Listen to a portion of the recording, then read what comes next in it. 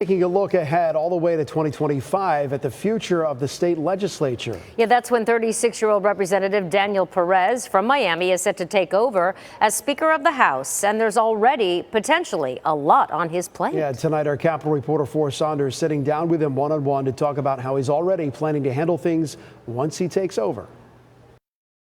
Before we get to the 2025 regular session and Rep. Danny Perez's chance to swing the gavel, the South Florida attorney is focused on campaigning to keep Republican supermajorities in the state House and state Senate next year, offering this prediction. Well, look, no one knows what's going to happen in the future, but I believe we're going to hold on to every single Republican seat that exists in the Florida House today, and we're going to get on offense. I think there's several seats that have a representation or seeking a representation of a Republican elected official in order to move forward with the policies that they believe in. Perez thinks frustration with the national economy will be the linchpin to GOP victories next November.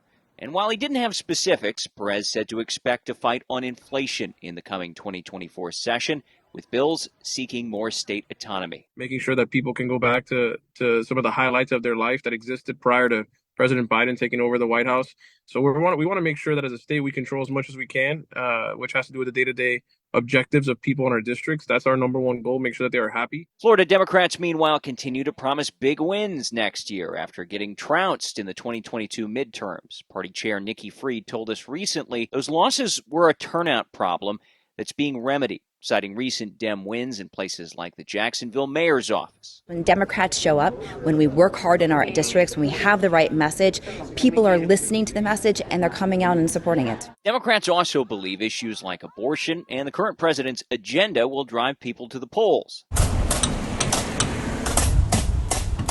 Not to mention ongoing frustration with how the GOP majority has handled Florida's property insurance crisis.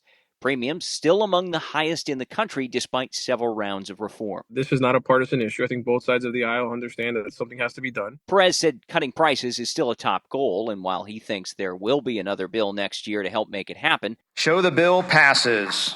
He also felt recent changes reducing insurance litigation and bolstering oversight still need time to work, though maybe not as much as first thought. In the conversations that we're having with some of the in-state insurance companies, they're saying that 12 to 18 months is probably too long. They're saying closer to 8 to 10 months. Maybe at the beginning of next year, we'll start to see some of those increases start to go down. Is that a guarantee? No, but we have to kind of let the bill play out, which eventually became law. We have to let it play out to see if it worked or not. We believe it will work. More insurers are expected to join Florida's market in the new year. Whether that'll have an impact on prices or the ballot box remains to be seen. At the Capitol, Forrest Saunders, ABC Action News.